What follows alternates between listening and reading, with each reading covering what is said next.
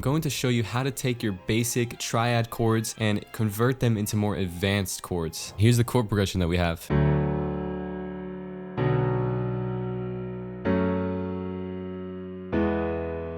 So these are triads, the most basic type of chord. It's a chord with 3 notes, and then we have the bass notes at the bottom here. So all I did was just copy the bottom notes, the bass notes, and put them down by 1 octave, so that way it gives the chords more power. All we're gonna do is take the thirds of the chords, in this case they're right in the middle, and put them up by 1 octave. Now this is going to make them sound more emotional. Let's play it.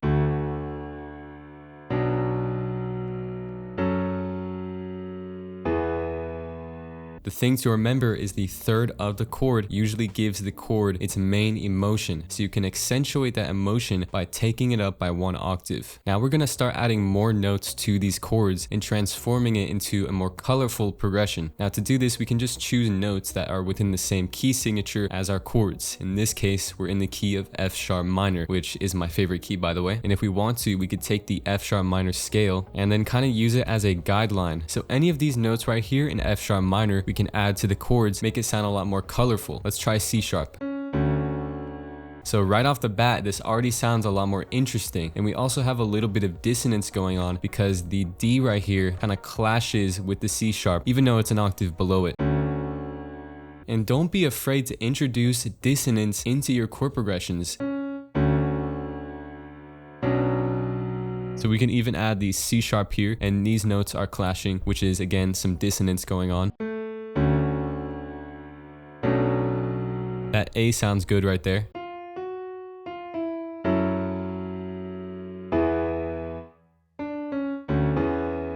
Okay, so I placed the E and the C sharp, and this already sounds so much more colorful. It's honestly amazing. Like, just listen to this.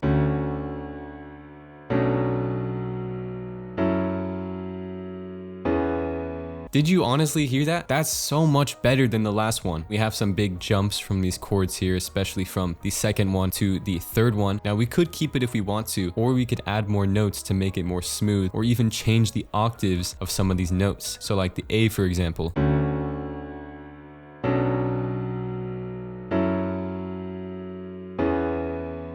And I'm going to get rid of the scale, and we can literally just play around with so many orders and combinations of notes, and you can get really, really creative with all of the options that you have.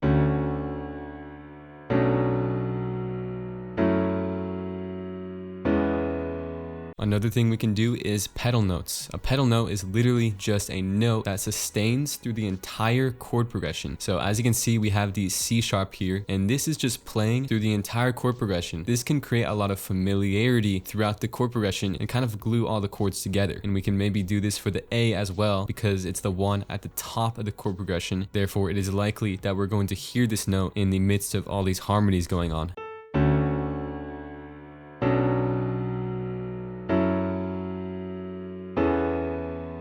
That sounds really good. Let's variate the velocities just a little bit. I'm using the randomizer, and then I'll bring them down a little bit. By the way, I'm using the Noir Pure piano for contact. It's an amazing piano, sounds really beautiful.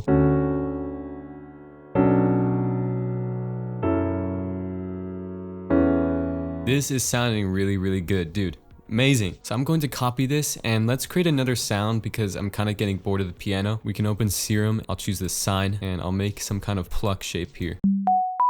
Give it a little bit of noise for some texture, and then some reverb, maybe a little bit of delay. Yeah, that sounds good. Let's copy this chord progression over.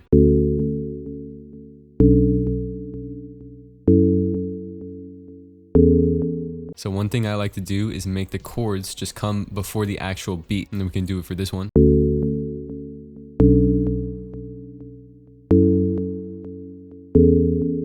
Beautiful, love it. So this is something that a lot of hip hop producers do, and not so much in EDM, but they might actually create a melody within the chords. So something like this.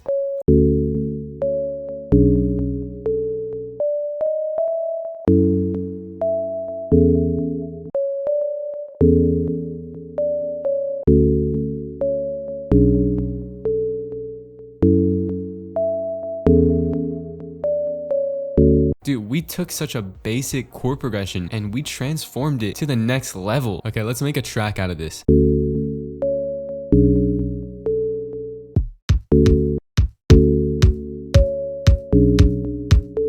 Let's add a little bit of sidechain to the Pluck sound. I hate doing sidechain with a plugin like this, but I forgot to load up my default template that has compression. I'm gonna add a very lush synth layer to this track. Okay, let's detune this. Add a filter to it.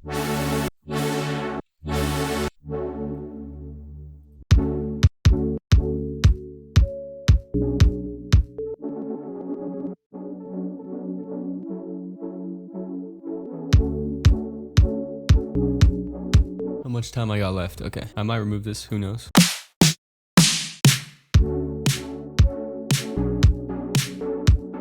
Okay, so I got the drum beat and the chords in here.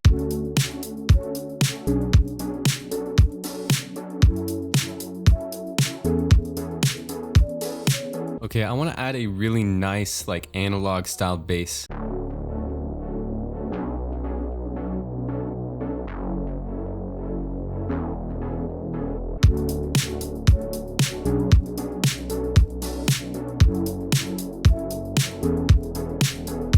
I mean, just imagine if we use the basic chord progression instead. It would just be so much more boring. Okay, let's add another chord layer to this. Okay, just doing a little bit of organization here. You want to take your organization seriously, especially if you're a music producer. Always remember that. Adding a little bit of octave switches to the bass gives it more rhythm.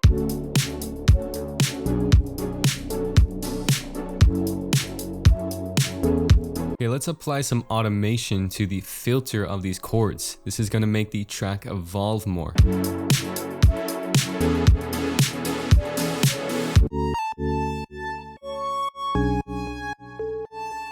going to apply some Valhalla shimmer to this melody, and this is basically going to transform it into an atmosphere. Okay, just doing a little bit more arrangement here with all of the elements that we made.